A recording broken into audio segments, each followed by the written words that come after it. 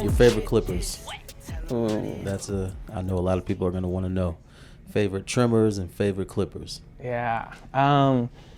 Favorite clippers. I've messed around with a lot. The Magic clips, of course, your seniors, corded, the masters, any kind. But I've fell in love with the Babyliss, the FXs. Those things are just beautiful, especially with the blades, how swiveled they are, how easy it is to cut. Like, I fell in love with Babyliss with their clipper. With their trimmers, they're cool, but I'll use those to bald out. But when it comes to like lining them up, I've been using that new Andis, the GTX, the black one, wireless. That thing is just like butter. Money. Like it's butter. Cool. Yeah, like butter.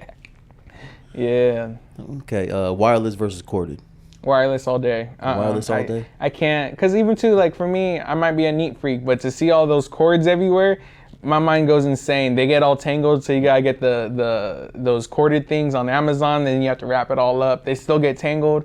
I don't even want to mess with all that. I just want to have my clipper and not have to worry about nothing else. But some do say it is more power with the cord, though. It is more powerful, but then invest in a good wireless metal guard or metal clipper. So that's why I use like my Andis, like the metal detachables, and that thing's it's a lot more. So I don't even got to trip on that.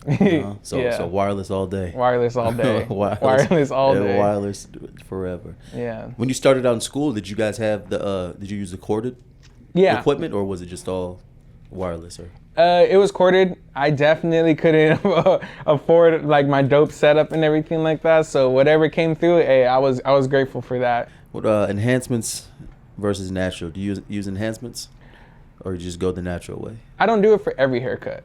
I have to understand that who am I talking?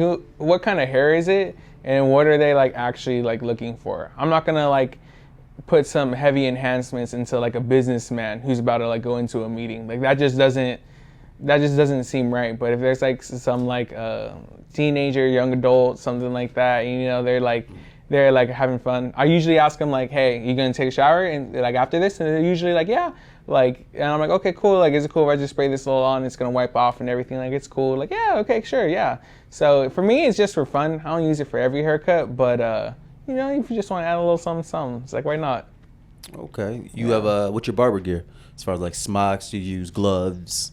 What's your setup? Gotta use your apron. Always gotta use an apron. With gloves, I have to at least put it on my cutting hand, because those finger splinters. Those hair splinters. Or hair splinters. Yeah. I said finger splinters. Edit that out. Yeah. But those hair splinters, man, they're no joke. They get to me. You gotta like sit in your car afterwards with like the little tweezers. thingy, yeah, the tweezers, and you're just like, geez, man, like definitely gloves. And other than that, yeah, I usually like with my aprons and my capes and everything like that. It's all from Illusion. It's thick, it's comfortable, and it's cool with me. So it's like, okay, cool. Okay, yeah, just elaborate on the finger or the hair splinters. I was talking to a barber instructor, and she told me that she had a student one time had a hair splinter that got stuck. Now, he didn't think anything of it. Right. And it was like a week later, they were about to amputate like his finger, the tip of it, because it infected it. So yeah, those gloves are very important. Yeah. In my opinion. Like those things just hurt, man. Like even too, like you get so comfortable with hair where like sometimes, like as gross as it sounds, I'll find some in my teeth. I'll find some like close to my eye and everything like that. Like even when I do laundry, as I'm like folding clothes, I just wash this sweatshirt and then there's already hair in it. Like it's just the way it is. But to try to eliminate hair splinters as much as possible, keep yourself clean, keep all your stuff clean, like it goes a long way, 100%. Absolutely. What are some of your favorite products as far as hair creams, hair gels? Lately, I've been messing a lot with Uppercut, the brand Uppercut. They have a really soft matte pomade. And for me, my style of barbering is more like loose, more free. Like personally for me, when I have long hair, I want to like be able to touch and mess with my hair, but yet still have like a good hold. And so I usually like go for more of the matte side.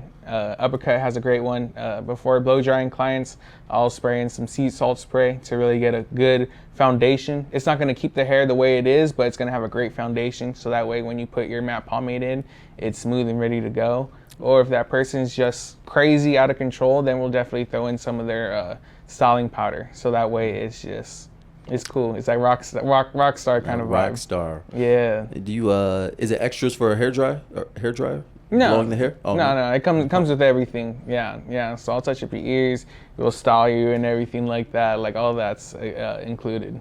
Okay. Do you ever try the mask? Use the black mask? You know what? Not really. Okay. I remember like I used to, but then like, especially here, I would love like to be more of like a full setup. So like, instead of just giving you a haircut and a black mask, like I want to be able to give you like all those and then like a washout, like have all those things accessible. So until we get like the proper like everything for it, or even like those big like steamers, like yeah, I'd rather like give you a full service instead of just like half-assing it or something like that.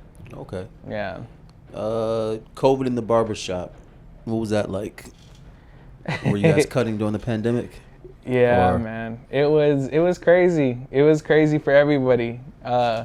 When the pandemic first happened, I was out in Marietta, and it was hard. They kept on closing down for a little bit. I would have to be out there for a week, drive all the way out here for another week, and cut up clients at their houses. They would come to my house and everything like that. Like wherever it was, like I was there. And luckily for this shop, they just kept on fighting, just kept on trying to stay open. I mean, we're all here trying to make it, trying to keep afloat, and to see someone, the owner Edgar, with a vision of how we're gonna guide this ship through such a crazy pandemic.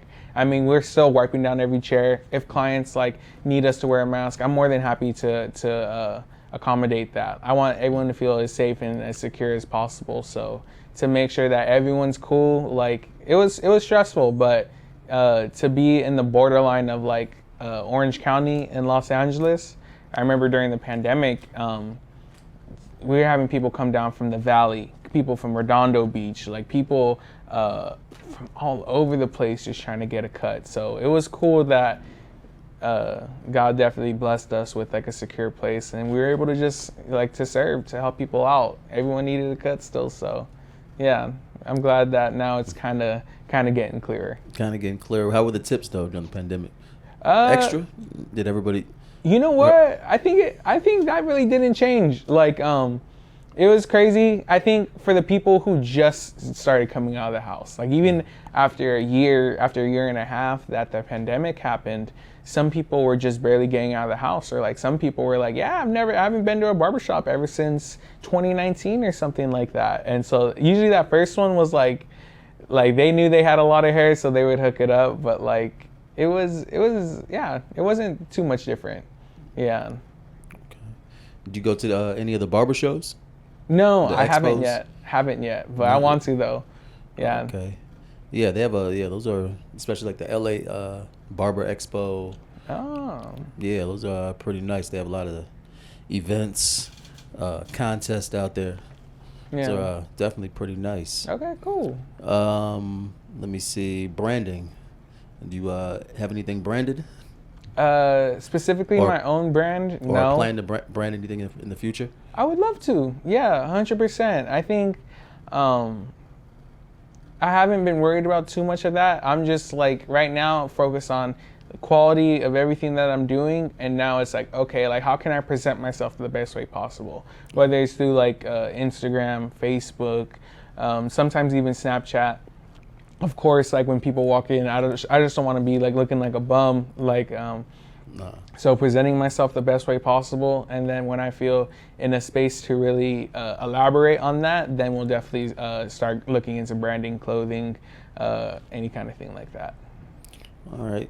So, what's your views on being a barber dealing with cash versus like having a traditional 9-to-5 job with benefits?